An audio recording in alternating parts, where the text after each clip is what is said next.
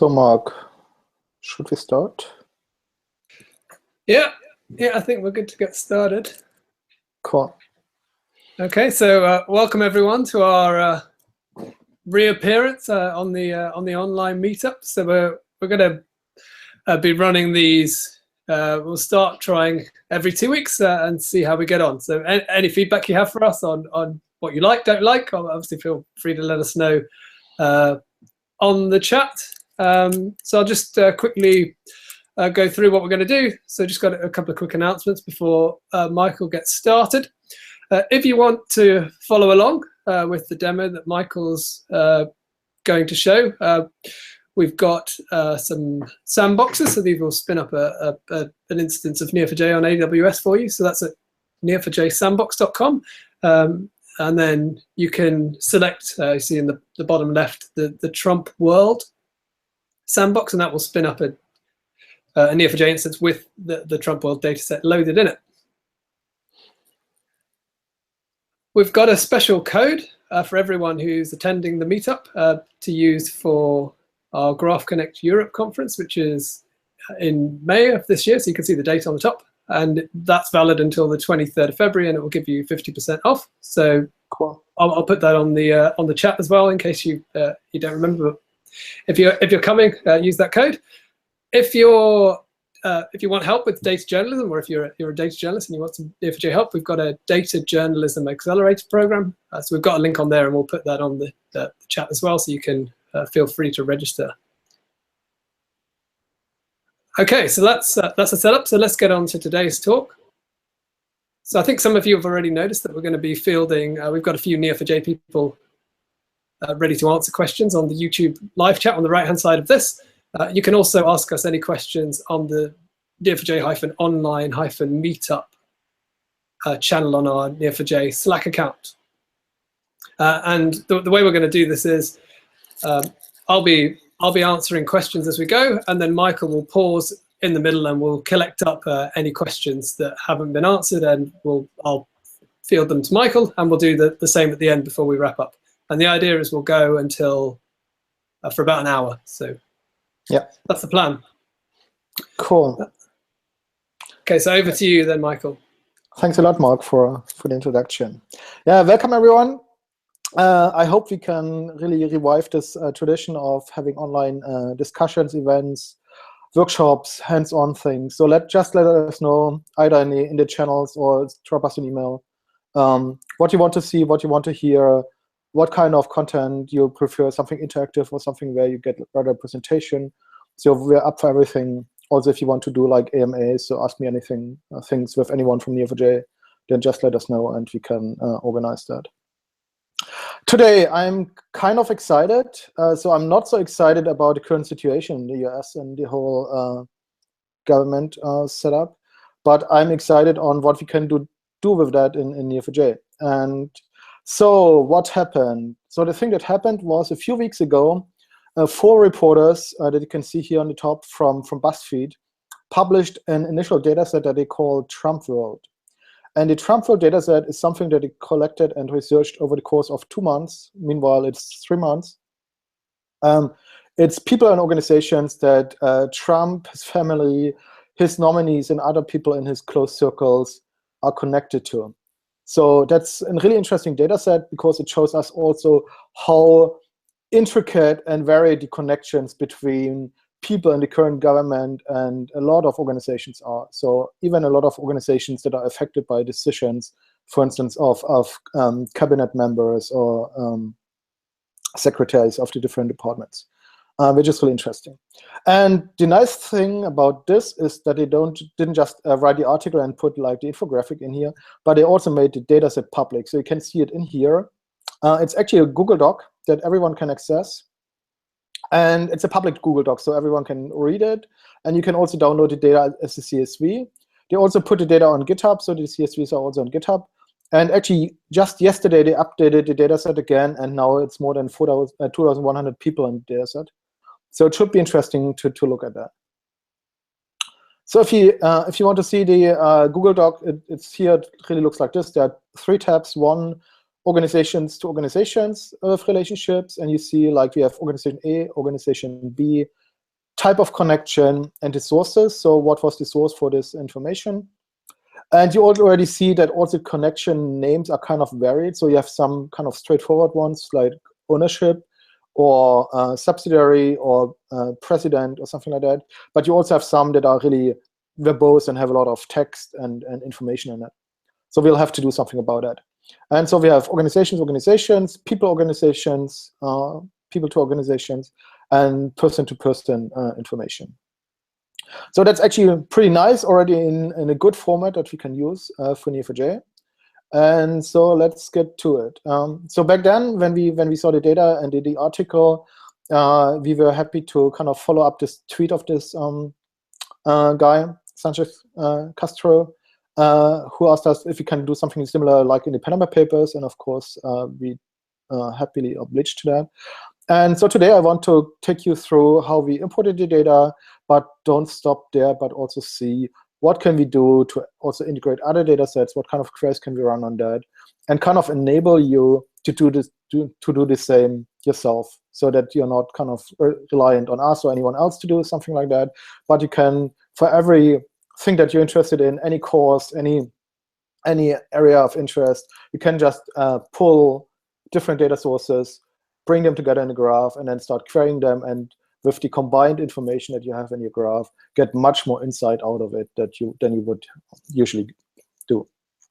Okay, then let's get to it. So those of you that have the sandbox running should be able to see something similar. So you can just take any Neo4j browser, and we have these browser guides that you might know already, which also exist in the browser itself to introduce like Neo4j, Cypher, and the browser, and so on. These guides have been used in the past, for instance, by the journalists of the ICIJ for the Panama Papers, but we also created a few of them ourselves, for instance, for our training material and for other things, like my colleague Will, who also created this guide, created, for instance, also one for Game of Thrones as well. So if we run this play, guides.neo4j.com/TrumpWorld, we see this kind of initial screen that shows us like a table of contents that we'll follow at least up to a certain point, and then I take you to some other things as well. Okay, so if you click on the first link, we see the TrumpWorld graph mentioning the article, and then the first thing that we can actually do here is to load the data into Neo4j. And loading the data into Neo4j means we just grab the URL of the CSV download. So if you have a Google Doc and you can download it as CSV, and if it's a public Google Doc, then you can just grab the download link from your like about downloads page. And this is the URL that we have here. So we have the Google URL, the spreadsheet ID, the format is CSV in this case, and the GID is the tab number that we are looking at. And we just use the load CSV command in Cypher for that. So we say load CSV with headers, because the first line is a header row from this URL that we have here. And we want to see each of them as a variable row. And then for each row, we get the organization A, organization B, the connection, and the sources. If you have kind of awkward header names, like here with spaces or like here with parentheses, then you can backtick them to access them. So let's just look at the first 5 elements, and you can see that that's exactly the same information that we saw in the Google Doc as well. So that's nice, so we can see it. But what's actually pretty cool is that we can already use Neo4j and Cypher to do stuff with the CSV data. So we don't have to import it actually in the database just to get a grasp of it. We can also just say, okay, we take this data from this URL and take the first 2 columns, so the organization A and B, turn them into just one column. So this unwind of a collection here just gives us a single column. And then we group them by organization name and count. So we see which organizations are appearing most frequently in the dataset, sort them by this count in descending order, and look at the first 10. And so we already see that, for instance, Thrive Capital is something that shows up quite quickly. The Mercer Family Foundation shows up quite a lot of times, even before the Donald Trump organizations come up. So that's really interesting. So we'll see more of that later on as well. So you can already get some insights from the data. And something that I mentioned before, that we'll have to take care of are these connection types, right? Usually you would want to have like, let's say 10, 15 different connection types that are very clear, have a short name that you can type in a query and you can see easily. But of course, the first few kind of are okay, but then further down it gets really like verbose and with like spaces and quotes and detailed information, which is rather stored in a property than in a relationship type. So what we're going to do is we take some of the information that's kind of contained in the relationship type from the spreadsheet and turn that into a kind of mapping. So what we're going to do is we take these things and turn them into a few relationships, like, for instance, nominee, president, and so on, and connect people and organizations like that. So we have actually just, in this case, two node types, organization and person right now. And we store the name, because we don't have more right now, the name on the person, name on the organization. And on the relationship, we store the kind of mapped type here as a relationship type. And the original connection information that you saw from the spreadsheet, we actually store as a property. And we also store the source information as a property. So that's kind of what we want to do. OK, and then let's get to it. If you want to load this data, so currently my database is empty. So if you look at this, here's nothing to be shown. I have some labels here from an index that's still there, but if I run a match statement, I see that actually there's no data in my database, so it's empty. So if you used Neo4j before, you're probably familiar with the Neo4j browser. Otherwise, this is kind of a JavaScript application that talks to the Neo4j browser, which runs as a database in the background on my computer here. But for your sandbox, for instance, it runs on AWS in a Docker container. And so this front end, this UI just talks to the backend like it would do in an application. So if you want to talk to Neo4j with an API, then you can have drivers in JavaScript, Java, .NET, Python, PHP, and so on. So that's what this here also just does. It sends queries to the server executes it, sends the data back, and that's what it does. We already looked at the data model. So we have people, organizations, and some relationships between them. And if you want to look now at this data, here we say we take the data from the CSV again. But what we now want to do is we have a bunch of relationship types which we already identified like as the top ones, and information that we're really interested in, like someone lobbied someone, there's a loan, there's a sale, there's a supplier, there are some licenses that were taken, and so on. So that's stuff that we're interested in. So what we actually do is we take this connection field here, this row.connection, we convert it to uppercase, so it's kind of all caps like this here. And what we then can do is we just clean them up a little bit. So there's an library, a procedure library for Neo4j that we can utilize here. It's called epoch, which has some really nice functions. One of them is a regular expression replace function. So we can just call that on the uppercase string and just replace all non-word characters, so all non-numbers and non-ASCII letters with an underscore. So we turn all the spaces and all the commas and all the single quotes and double quotes into underscores, and just one for any kind of number of special characters. So if we actually just do this and don't do anything else, then let's see, look at that. Then we get something like this.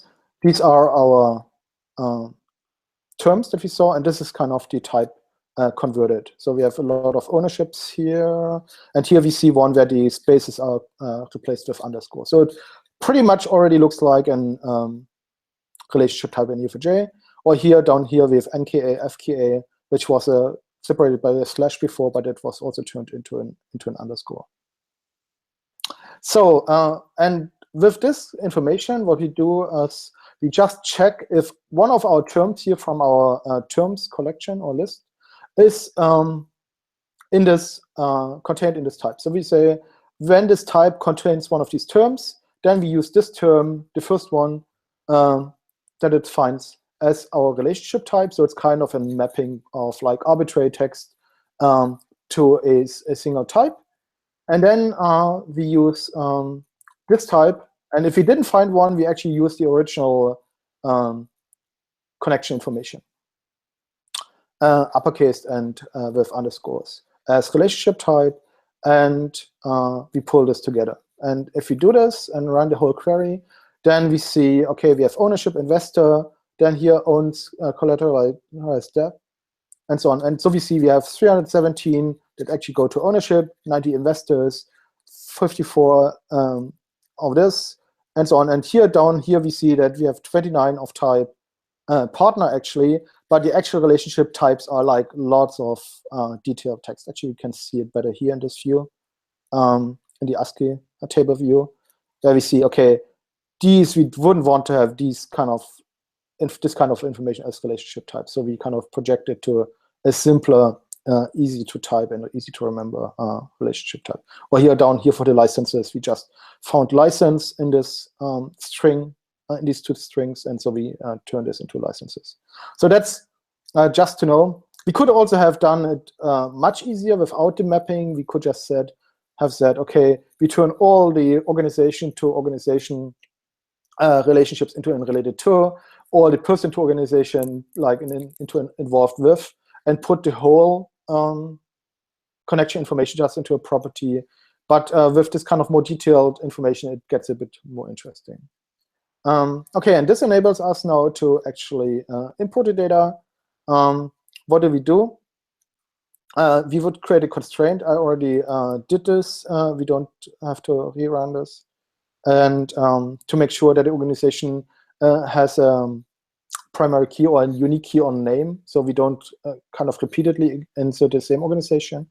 And then let's look at the actually at the input statement. So up here we see the URL as you've seen before, the terms, loading our data, doing this kind of type conversion that we just spoke about. And then the interesting bits begins. So first of all, we turn organization A and organization B, the two columns, into a node each. So the merge operation is an get or create or an upsert operation that allows you to either, if the data is already in the graph, then you would just get this entity or this node back. And if it's not in the graph, then it would create it for you. So it's an get or create operation. So for each of these organizations, we get exactly one node, even if the name appears like 10 times, or as we've seen, 90 times in the whole CSV. And then we take these two organizations, our type, and then we create a relationship. Here we also use a procedure from the APOC library because this allows us to have an arbitrary relationship type. So we have our node 1, the relationship type, the properties are the source and the connection, and our node 2, and that creates our relationship. And then we return that and see how much we created. So we could also split it up into like individual ones where we do like, first we create all organizations A, then we create all organizations B. So kind of all kind of organizations. And then in a third run, we would actually match on organization A and B and create a relationship. So that's up to you. Sometimes the data lends itself more to a single run import. Sometimes it's more a multi-run. And here, for the sake of compactness, it's a single statement that imports the whole data. But it's equally good to do it as a multi-pass operation. So if we run this import now, it loads the data from the Google Doc, and we actually created 885 nodes. And the property, the relationships are not returned here because the procedure is currently not able to return how many relationships it created. But if you look at this here, we see actually quite a bunch of relationships. So you see we should actually improve the mapping. So as I said before, the Buzzfeed reporters extended the data set, and our mapping information is probably from the previous one. And so we need to update this mapping thing so that we get down in terms of relationships again. And then we have organizations and people. And if you want to look at the data, it looks like, it looks like this. So we could see these organizations. Then we have Also, no, we don't have people yet. It's only between organizations right now, because that's the first tab. And so we see, for instance, this organization owns collateralized debt of this other organization. We can also double-click on organizations and then see what kind of relationships they have. The information on the organization is also displayed down here. And if I click on a relationship, I can unfold this one here. And then I see this is the connection type, and this is the source information. And I see this also for other ones. If I want to style them differently, for instance, if I want to say the organization shouldn't be blue, but for instance, green, then I can also make them green. Or give them different sizes and so on. I could also highlight, for instance, ownership relationships and make them, for instance, red, because I want to highlight them and make them, for instance, a bit thicker, then they would appear like this. Okay, so we have some data in the graph, and now we can start querying that. If we import, or if we query the whole graph, it looks like this. So if I do something like, let me just change the configuration that it shows us more data. So by default, it limits the number of rows and nodes that it displays, but actually want to see all of it. So if I just say, show me all the data, and remove this limit here at the end, it pulls the whole graph. So we have now these 800 nodes that we saw before. And if you go to full screen, actually we can also zoom out and see already the first structure appearing. So you have already some clusters of nodes that come together. And here you see with the red relationships, actually it's a lot of ownership relationships, and it's probably Thrive. No, that's Donald Trump Holdings. Somewhere is Thrive. There's the Mercer Foundation, and then we have Thrive Capital here in the middle. So the company of the Kushner family. So that's also nice. So we see already some structures, some clusters, and which kind of confirm what we already know about the data. And now we can continue to run some interesting queries on top of that. For instance, something that we can do with the data, we can enrich it. So for instance, if we say, find me all the organizations which contain bank, and set a bank label on this organization, and then let's return this organization. And so if we look at it, it actually finds all the banks. So we have 9 banks in the dataset. And if we now look at just the banks, we can click on this node, and we see all the banks, and we can say we want to see the banks in blue, for instance. And organizations are still green, so if I click just on the regular one, we see mostly green ones, and there are 2 blue ones, which are the banks. We can do something similar for hotels. We can do something similar for things that we think belong to Trump or Trump organizations. So we say everything that has Trump, DT, or DJT in it, following with a space, gets a Trump label. So we can do this as well. And then it shows up here, and we see 335 are actually Trump. So we can, for instance, make them red or pinkish. And so this helps us to identify things by color, which makes it easy to distinguish in the graph what we want to look at. Okay, and with these enrichments, we can also start to ask interesting other questions. For instance, we could say, instead of saying, give me all the organizations that contain bank, we can just say, give me all the banks and their first-degree networks. So we go one step out. And if we run this, then we see this is the way how banks are involved in the in this graph. So we have here Investor Savings Bank has a mortgage for Trump Park Avenue. We have Deutsche Bank, as we know, has loans to Donald Trump Holdings. And you also have the Bank of China with this big loan here that is presented here, right? So so that's kind of already interesting insights, and we will see the banks also later on when we look at the larger picture with all the people in it. Okay, now the next steps are more or less similar to what we did already, but just for people to organization and people to people connection. So I won't take you through the individual mapping of the relationships. But in the end, it's similar, except that the types of mappings are different that you're looking for, right? Like publisher, lawyer, ambassador, shareholder, and so on. But otherwise, it's exactly the same statement, only with different property names from the document and for the mapping. So if I run this, we actually get people in here. And I think at least this was this the import? Oh no, that was not the import yet. The import is down here. So let's run the import statement. And now it created 1100 nodes here for people. And if you look at people, we can now see all these people. And they already have connections. And in the last step, so that's the kind of person-to-person connection. And in the last step, what we can do is to the person organization connection. In the last step, what we can do is to look at the person-to-person connection.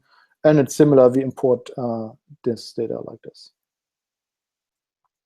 If you actually want to have the, sorry, that was not the import is further down. If you just want to have the simpler version of the import and you don't want to bother with like external procedure libraries or anything like that, then you can just follow the information from our blog post. Because in the blog post, I just did the simpler version of the import, which just creates a fixed relationship type. So organization is connected to organization, person is involved with organization, and person is related to person. So it's an easier version. And it just puts the whole connection information on the property, and then these work without mappings. So both are valid, depending a little bit on what you want to do. But now we have a little bit more information in all our relationship types here. And now we can start to look at the data. First one is again what we just did before. We just let Neo4j give us all the data. So we have like a big picture view. This trains the browser a bit and these three, and so we'll see if that actually, how well this actually works. So it returns 2,600 relationships and 2,100 nodes. So kind of the 2,100 nodes that the journalist talked about in their article. Michael, quick question from the chat could you show the query with the head and filter clauses in it and just go through each bit and explain how each of those functions works? For the importing and the mapping. Yeah, I think so. I think it's I mean, we don't have too much time left, so I probably would like to do it in a chat, or we can go into it in detail later on. Okay, maybe we can put that on the Neo4j blog or something. We can. Yeah, that's a good idea. So we're going to write a blog post that kind of goes through this import statement in step by step and explains all the details. I think that's better for the audience. Good point. Yeah, that's a good idea. Let's do that. So here we see kind of the whole network, right? So we see all the green ones are organizations. All the purple ones here are people.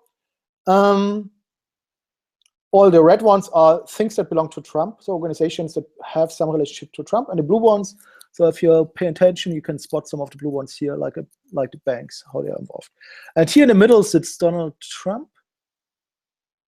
And what we can try to do is we can actually remove him from the picture. If I can click on this correctly.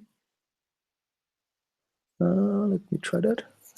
And then you see kind of how everything floats apart, because like most of that is related to Trump himself. And so that's kind of interesting. And here, the other things that you see in the chart, in the graph, is also that this one is, so one is Wilbur Ross and the other one is Elaine Chao, which are very involved with, so this is Wilbur Ross. He has a lot of connections to a lot of companies. And over here, I think is, yeah, they recently appointed a Treasury nominee.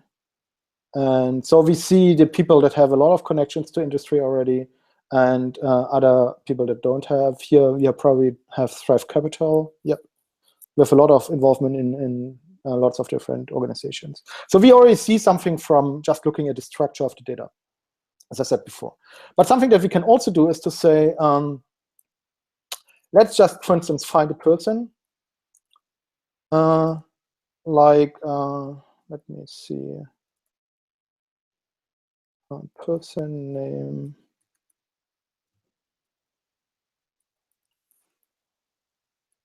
So the son-in-law, and we want to see his second-degree network. So we say, go from Jared Kushner 2 steps out, and return me the path here. So we can also focus on one person and say what's kind of the neighborhood of this one person and what does it look like. And here we already see, because he's connected to Trump very closely, he pulls in large part of the network as well. Right. So that was probably a little bit too much. Or it used to be less in the old data set. So actually it's more now here. So there's Trump again. So if you remove Trump, then it gets probably better. But you see how the things are here connected. So we have Trump's holdings and so on. Okay, that was not interesting. So what we can also do is to say we want to find the persons in this graph or all the nodes in the graph that have the highest degree. So we just find some nodes, and we return a node and the actually the degree of each node. So that means kind of how many incoming and outgoing direction do they have. And we just want to see the top 10. Let's say top 15 people. And if you do this, we see already that Trump and his inner circle is kind of are the people with the most connections, right? And there are some organizations that are also having a lot of connections, but kind of you already see this is the inner circle and very closely connected to Trump himself. Okay. Some other things that we can do here is to say, we already looked at the bank, is something like shortest path. So we can say, okay, we have Donald Trump in one place, Vladimir Putin in the other place. What's the connection between the two, right? So right now, I think the data set does not have Flynn in here. I mean, he's not there anymore anyway. So, but we see Rex Tillerson. So Rex Tillerson is a nominee and now Secretary of State, but he's also a friend of Vladimir Putin. So we see that these are the current connections that we know of Donald Trump having to Vladimir Putin. Right. So that's kind of also something you can do. You can just pick 2 people in the graph and then you say, what's the connection between these 2 people? I think in the blog post I had kind of intentionally selected 2 people that were very far apart. And actually, you can have a look at that and see what is was the same. Did I have another one? Yeah. So between an Israeli diamond trader and an Irish actor, which are kind of not so closely related, and we see these are some of the longest paths. So here we have Ramadani and Leviev is over here. Oops, over here. And so we see what's kind of the connection between the 2. And so we say it goes via Putin, via Trump Productions, and Mark Byrne, and then we get to Ramadani. So these are also things where you can pick 2 people from far apart in the graph and find what's all between them. Okay. And something that's interesting, right now it's changed a bit because some of the nominees were already confirmed, but I think the data does not reflect that yet. So we see all the people that have a nominee relationship, and we just want to see who are these people ordered by last name. So these are the last ones that have a nominee, or these are a few of the nominee, because it's limiting to 5. Let's remove this limit. We see all these people their connection. So we see this is kind of the group of people that's in the closest selection, and we can do the same and see actually with which organizations are these nominees involved with, right? So we can say, okay, this is kind of the bigger picture of how just the nominees of the cabinet are involved with industry organizations. So which is already quite scary. Something else that I want to do actually is to run a graph algorithm on this data. No, actually something else that I first wanted to do is to show you how we can look at how two people are related to, even if they are not directly related with each other. So we have here two people. Let me just look at this. So we have here one person and a second person, and they are both connected to an organization. So they kind of are jointly involved in this organization. And we just want to see how often does this happen. So, and does it happen more than once? Then they have a stronger relationship. So if you have two people who are more than once involved in the same organization, so kind of form a pair, so their relationship is stronger. And what we do here is we get these people, this people connection. We just say, okay, we don't want to have like A to B and B to A, just one direction. So we just say one ID should be smaller than the other one. And then we group by the names of the people, count it, and collect the organization names and order that by the count. And so we see Donald Trump, Eric Trump have 7 relationships. So we see it's, of course, because they are family and they are jointly involved in all these Trump organizations. But then we also see some other people that we might not know. And actually what we can do is also to not just return the tabular information, but what we can also do is to return the actual people. And let's say we return the top 10 people, or top, what did I have? 25 people or something like that. So we here can see that here we have Trump and his family, his son-in-law, his daughter. So this is kind of one aspect of it. Here's the Kushner family, Joshua, Charles Kushner. And then we also have some people which are, why doesn't it show the autocomplete?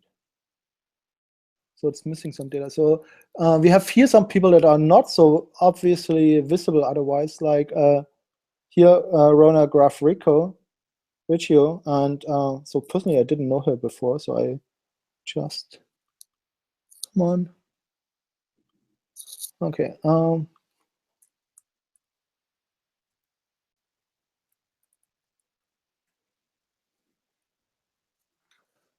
So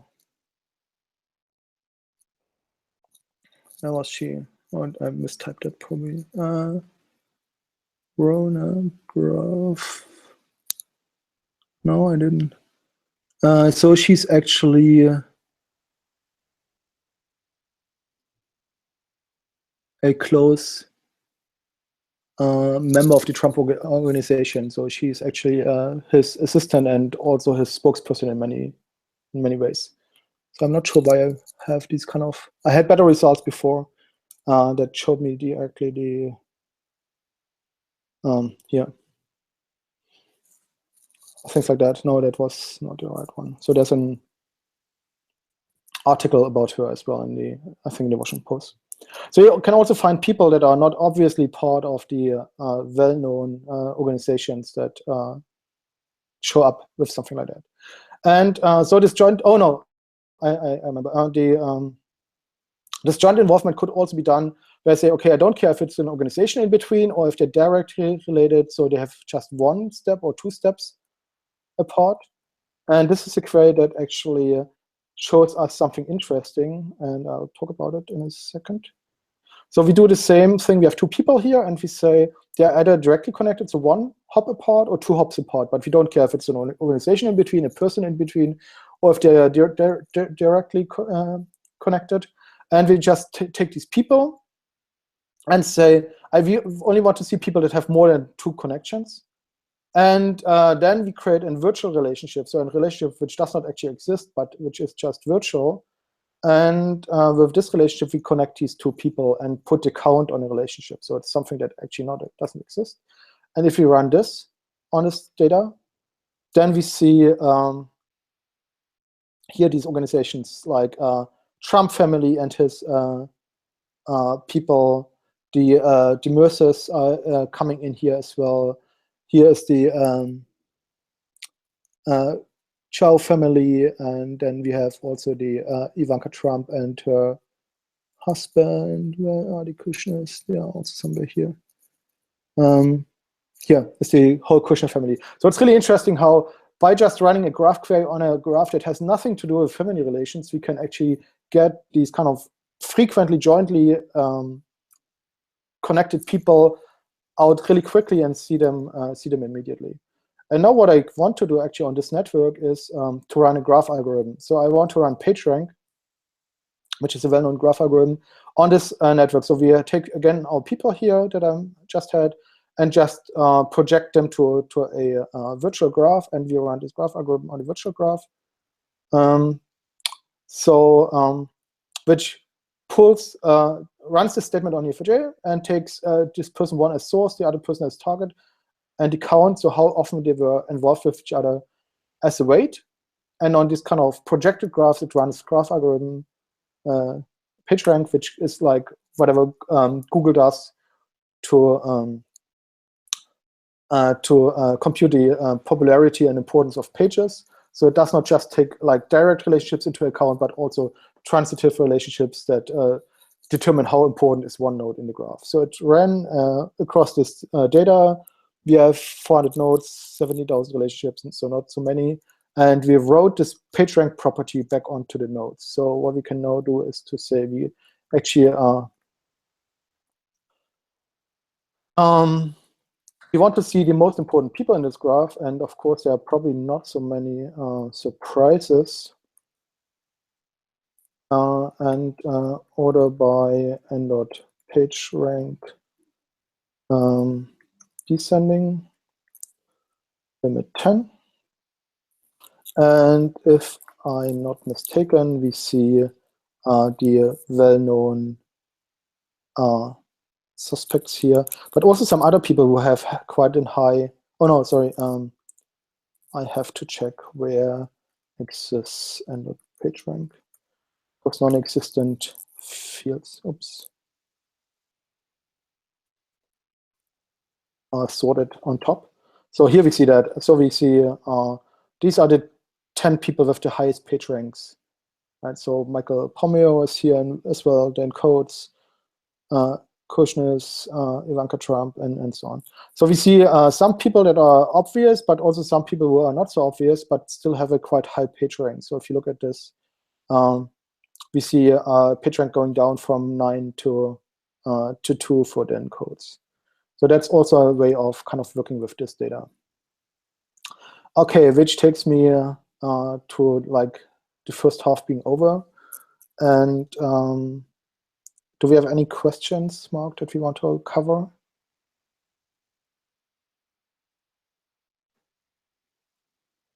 No, I think we've answered most of the ones that are on there. Okay, cool. Then I just continue. I mean, I have much more content than 1 hour, so it probably is a bit too much anyway. So something else that I quickly want to show you is that Kim Albrecht did actually a really nice visualization of the TrumpWorld graph. So you have one visualization of the full network, which looks like similar to what we have in Neo4j, but probably a bit nicer in terms of fixed layout. And then if you click on one person, you actually see their relationship grouped by type of relationship actually here to other institutions and people. And I just wanted to show you, to show off a little bit, that something like that we can also do with a single query in Neo4j. So we can use what I showed you before, the virtual nodes and virtual relationships, again, to create something that resembles that. So we had here a node, Elaine Chow, And we just take her connections and group them by the type of connection. And then we create a virtual node for the connection, like this. And then two relationships, one going into the virtual node and one out of the virtual node. And if I just run this and I didn't mistype something, we see actually a virtual graph where here is in a chow, and we should actually see, where do we see the node?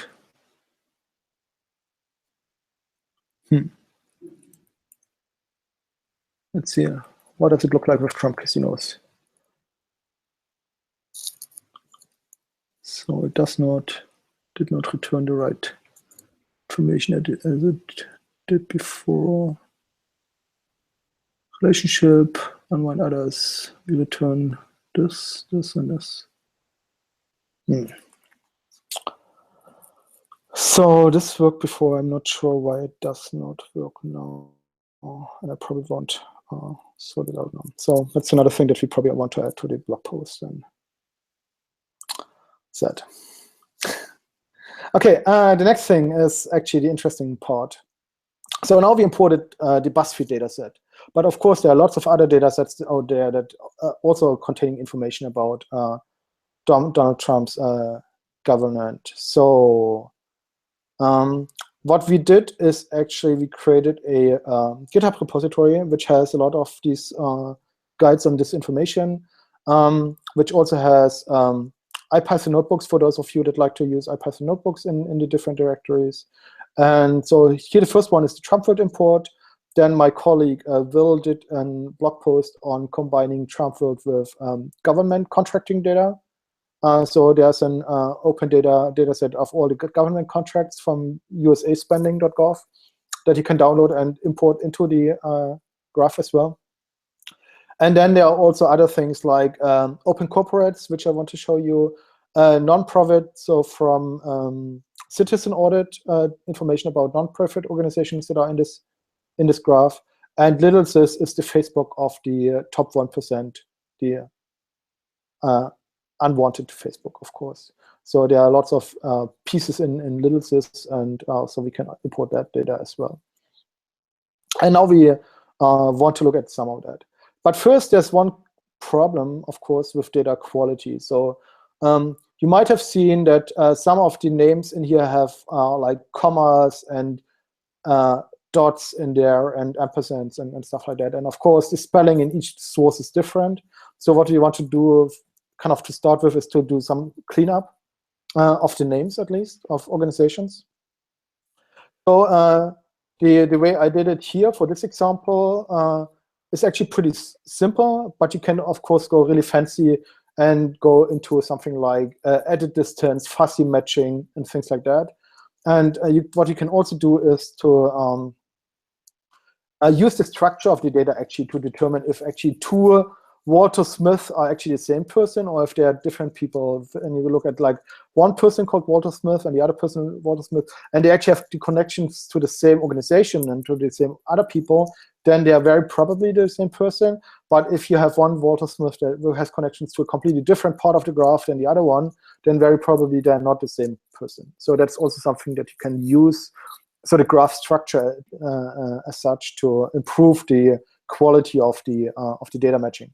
So what we do here is actually pretty simple. We take our organization, we uppercase the name again in case just one didn't have like uppercase names, and we replace all the non-numeric and non-character data and non-spaces with spaces. So that are optionally followed by a space with a space. So we kind of eradicate everything that's not like just numbers and characters and spaces. So then we have just an alphanumeric information. And then we also saw that there's like a lot of spellings of corporation, CO, corporation, incorporation, company, and so on at the end, which you also want to get rid of because, for instance, in open corporates, the spelling is slightly different than what we had in the TrumpWorld dataset. And of course, there are other things like LLC and Inc. and so on, which come up as well, but we left most of them. And after this, we can just set this as the cleaned name. And if we run the statement, then it sets on 1,700 nodes these properties. And if you want to, we can look at some of those. And we find the organization,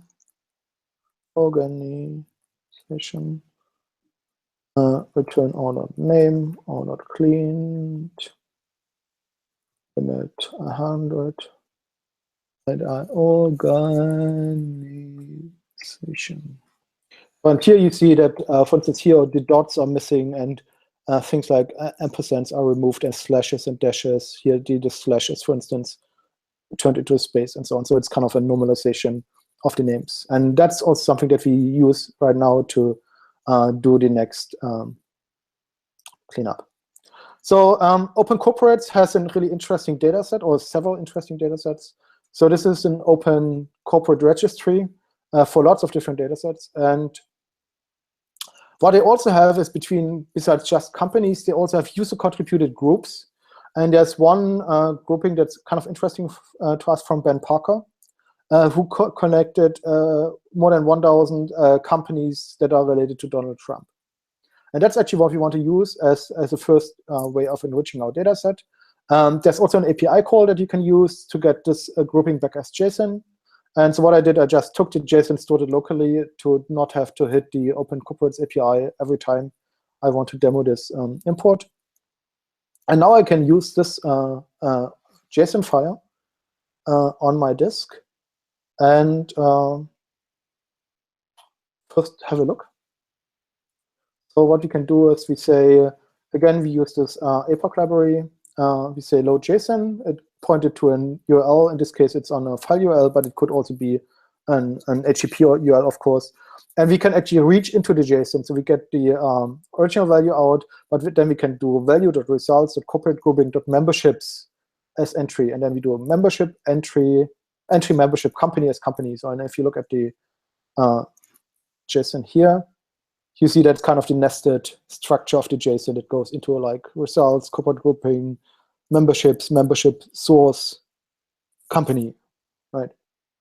And so that's what we do here. So we can reach into that and turn this into just like records. And here we see all the companies that are in the JSON. If I remove the limit, we see actually 1,000 of them. So it pulls in the whole, so 1,100 records. And now what we want to do is to take these records, apply the same normalization on the names as we did with the organizations in our graph, and connect them. So let's see. So again, we grab this JSON that I just showed you. We grab the companies. For each company, we take the company name and apply the same regular expression replacement that I showed you before. So we remove all non-alphanumeric characters and remove the corporation at the end. And then we actually merge the organization not on their name, but on the cleaned attribute, which is kind of the cleaned version of the name. And then we set, if it's a new organization, we also set the company name, jurisdiction, open corporates numbers, and if it's an inactive company or not. And if we run this, it created 334 new nodes. So we know it was 1,100 companies in the JSON. So it were 800 companies already in our data set. So it's a pretty good match, actually. And with the cleaning, we also matched much more, many more of the companies. And now we can say, OK, we take these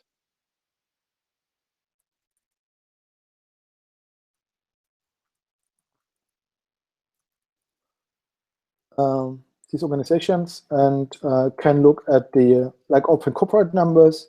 And the next step would be, which I don't show right now, would be to go to the Open Corporates API again with the load JSON method and pull for this open corporate number also like directors and other company information and connect this also to the graph, which I still have on my to write a blog post about how to do that.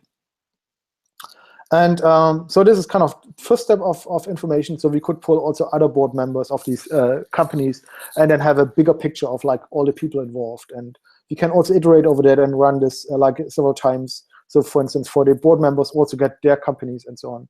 But at some point we will probably have the whole US economy in our graph, which would be interesting as well. We should actually do that at some point. The other thing is the LittleSys dataset, which is, as I mentioned, like the unofficial Facebook of the top 1%. So a lot of people collect information about the richest and most famous and most influential people. And most of the information that's in here, of course, those people don't want to be public and to be shared. But for us, it's really interesting to see it. So it's a great data set. I can really recommend it. And here we have a CSV of the Trump-related information from LittleSys. And if you look at that for just organizations, it would look like this. So we have a person, because LittleSys is like a Facebook, right? So we have a person who is director of this organization. And so we can pull this information in. So we can have now enriched our graph with organizations from open corporates, and now we can enrich it again with people from LittleSys, right? And in general, we do the same as we did before, and can say here, let's see.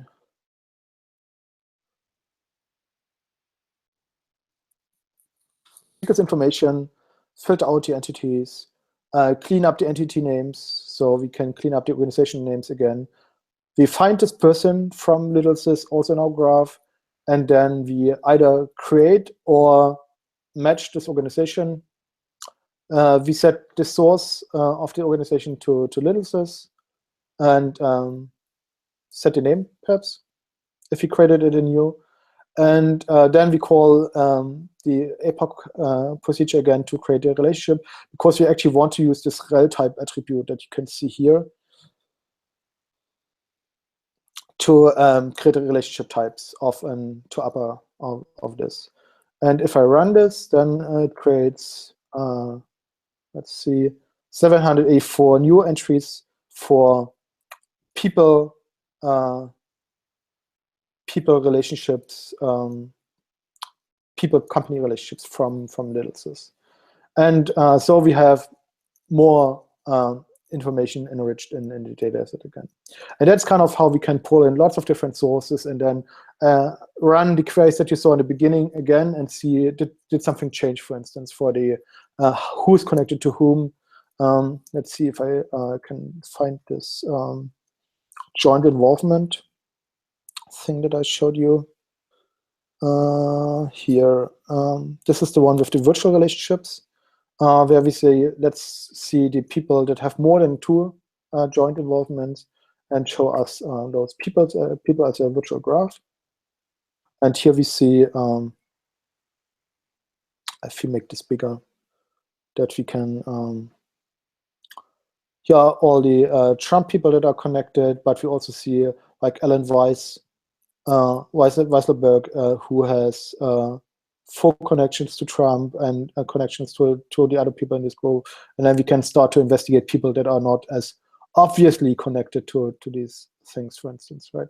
And we see really nice groupings here as well, which help us to identify certain hotspots, for instance, where is like joint interest. So here we see lots of the people of the transition team as well, and how they are related.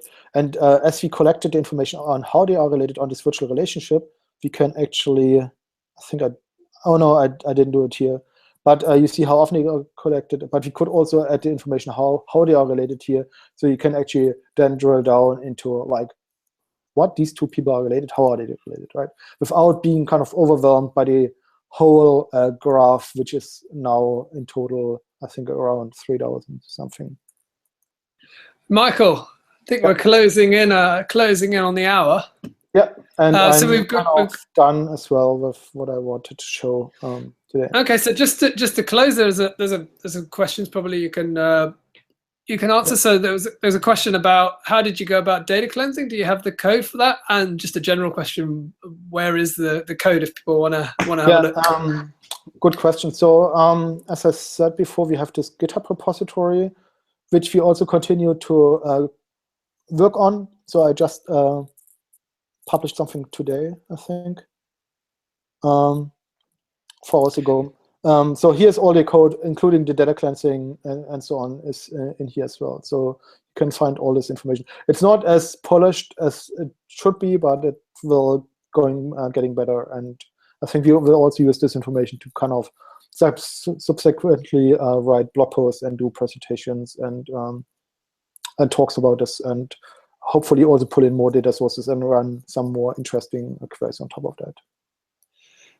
Okay, cool. And I think most of the other questions have been answered by people on the chat. So I guess we can probably wrap up with the closing slides, and then can let everyone get back to their day. Okay, cool. So if you haven't, sorry, go on. Mark, please go ahead. Yeah, so some of you are on here already, but this is the quickest way to get answers to your questions. So if you haven't joined the Neo4j Slack account or channel, have a look on that. Neo4j.com/Slack, and you can get an invite on there. Of course, you've probably seen Stack Overflow, and you can, if you tag your queries with Neo4j, one of our community members or one of us will probably spot it, and you'll get a reply quite quickly. Just a quick reminder of where the sandbox is if you want to continue with the data set that Michael's been playing with and try it yourself, neo4jsandbox.com. And then a quick reminder, if you're able to come to London, graphconnect.com, TrumpWorld gives you 50% off. And finally, if you want to attend our next online meetup, that's going to be on Thursday, March the 2nd. And it's going to be one of my colleagues in London, Jesus, and he's going to be talking about his experiences working with RDF linked data and graph databases. And I think he might even have a demo showing how to take a DBpedia into Neo4j. So it should be quite fun. And with that, we've reached the end. So thank you to Michael for the presentation, and thanks to everybody for taking an hour out of your day to join us. Yeah, hope you liked it. If you have any feedback, please let me know or let us know what we can do better. And I know it was a lot of very detailed information, lots of detailed queries, and you can find most of them either in the blog post that I showed at the beginning or in the GitHub repository. And I think we'll pick up the idea of publishing more blog posts with more detailed explanations on how to do the different things that I showed today. Thanks to everyone for joining us, and hope to see you next time for the next online meetup. Take care, everyone, and goodbye.